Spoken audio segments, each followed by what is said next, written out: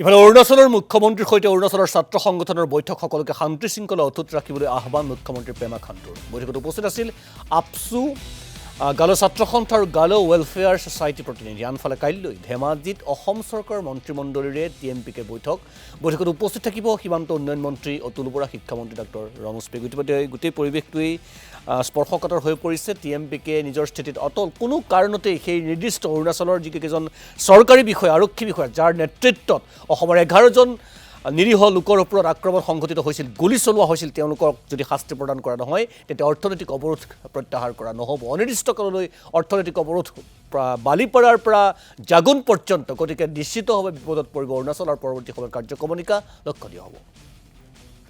অৰুণাচল সীমান্তত বদতি আৰু সীমে বস্তিৰ মাজত যি বিবাদমান অঞ্চল, তাতে মই নিজে উপস্থিত আছিলোঁ। তাতে তেওঁলোকে নিৰ্বিচাৰে গুলী চালনা কৰি পেলাই আমাৰ অসমৰ 11জন মানুহক গুলীবিদ্ধ কৰিলে আৰু জীৱন মৰণৰ সৈতে হস্পিটেলত তেওঁলোক যুঁজি আছে। আজিলৈকে অৰুণাচল চৰকাৰ আৰু অৰুণাচল পুলিচ প্ৰশাসনে এই কালপিতসকলক কৰায়ত্ব কৰা নাই আৰু তেওঁলোকক জেল হাজত প্ৰেৰণ কৰা নাই। আৰু সেইকাৰণে তাৰ প্ৰতিবাদতে আজি আমি এই যি ইকনমিক ৰোড ব্লকেট, অৰ্থনৈতিক পথ অৱৰোধ কাৰ্যসূচী আমি আজিৰ পৰা আমি আৰম্ভ কৰিছোঁ।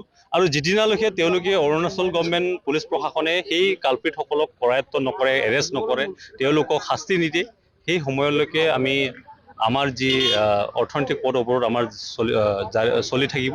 আৰু দ্বিতীয় কথাটো হৈছে যে অসম চৰকাৰ আৰু অৰুণাচল চৰকাৰক আমি দাবী জনাইছোঁ যে এই যি অসম আৰু অৰুণাচল চৰকাৰ সীমান্ত এই যি সমস্যা, সেই সমস্যাটো সোনকালে সমাধান কৰিবৰ কাৰণে দুয়োখন চৰকাৰৰ মাজত আলোচনা আগবঢ়াব লাগে আৰু অতি শীঘ্ৰেই এই সমস্যাটো সমাধান কৰিব লাগে। কাৰণ যদি সেই সমস্যাটো জীয়াই ৰাখে, সেই সমস্যাটোক যদি সমাধান নকৰে, তেনেহ'লে এনেধৰণৰ ঘটনা পুনৰ সংঘটিত হ'ব। যিহেতু আমি জানো যে অৰুণাচলৰ মানুহখিনি অসমক বাদ দি পেলাই তেওঁলোকে ওলাই যোৱাৰ কোনো ৰাস্তা নাই।